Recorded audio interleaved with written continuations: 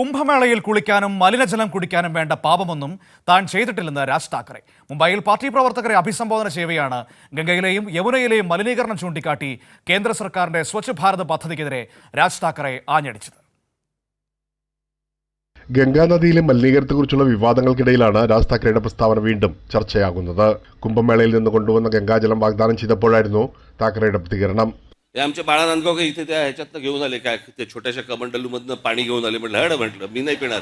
ഗംഗയിലെ മലിനീകരണത്തെക്കുറിച്ചുള്ള ആശങ്കകൾക്കിടയിൽ ഒന്നിലധികം അഴുക്കുചാലുകളിൽ നിന്നുള്ള സംസ്കരിക്കാത്ത മലിനജലവുമായി ബന്ധപ്പെട്ട് സാമൂഹ്യ പ്രവർത്തകർ പ്രതിഷേധങ്ങൾ ഉന്നയിക്കുന്നതിനിടയിലാണ് താക്കറെയുടെ പരസ്യ പ്രസ്താവന ശ്രദ്ധ നേടുന്നത്.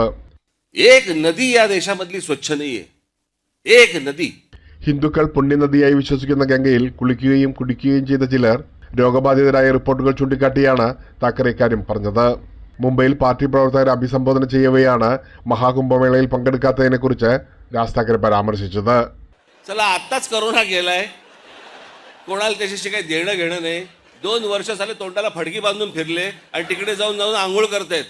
പാർട്ടിയിലെ ചില ഭാരവാഹികൾ കുംഭമേളയിൽ പങ്കെടുത്തതിനെയും താക്കറെ പരിഹസിച്ചു. ഗംഗയിൽ കഴുകിക്കളയേണ്ട ഇത്രയധികം പാപങ്ങൾ എന്തിനാണ് ചെയ്യുന്നതെന്നായിരുന്നു രാജ് താക്കറെയുടെ പരിഹാസം. മഹാകുംഭമേളയിൽ നിന്ന് തിരിച്ചെത്തിയ ശേഷം സുഖമില്ലെന്ന് ചിലർ പറഞ്ഞുവെന്നും താക്കറെ പറയുന്നു. ചിലർ പോയി വന്ന് ഗംഗാജലം തന്നുവെങ്കിലും താൻ ഈ വെള്ളം കുടിക്കില്ലെന്നും നദിയിലെ മലിനീകരണം ചൂണ്ടിക്കാട്ടി താക്കറെ വ്യക്തമാക്കി. പ്രേംലാൽ, കൈലി ന്യൂസ്, മുംബൈ.